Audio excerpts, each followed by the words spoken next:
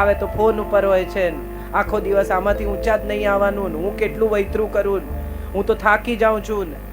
તમે વિચારી જુઓ કે જેટલી સ્ત્રીઓ 50 વર્ષની ઉંમરે ફરિયાદ કરે છે, બધી કરે છે, મેં તો વૈતરું કર્યું, મેં તો તમારું આમ કર્યું, મેં તો તમારું તેમ કર્યું, હું તો થાકી ગઈ ને, હવે મારા પગ દુખે છે ને, હવે મને આમ થાય છે.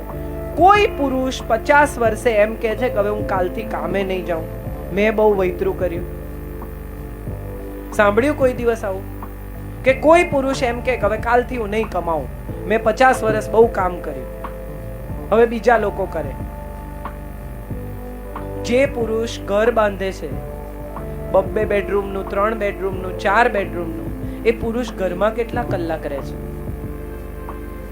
કોઈ દિવસ કોઈ સ્ત્રીએ એવું વિચાર્યું છે કે મોટા ભાગના પુરુષો જે ગામમાં નાની જગ્યાએ ભુજમાં રહેતા હશે એમની વાત જુદી છે, પણ જે બેંગ્લોર રહે છે, મુંબઈ રહે છે, મોટા શહેરોમાં રહે છે, એ જિંદગીના 40 વર્ષ ટિફિનમાંથી ખાય છે.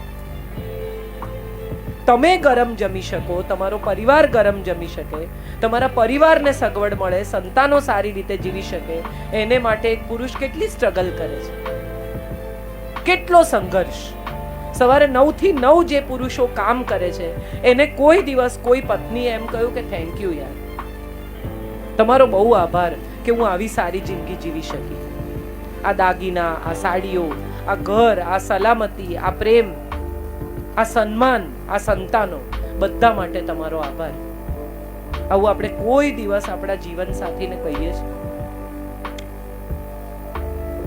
ઉલટાની જ્યારે તક મળે ત્યારે કે એ તો એવા જ છે ને, એમને તો ખાવાનું ઠેકાણું નહીં ને, હું ના આવું તો પીરસે નહીં ને, બોલો આવું કરે, આવી રીતે કરે, મને આમ કરે.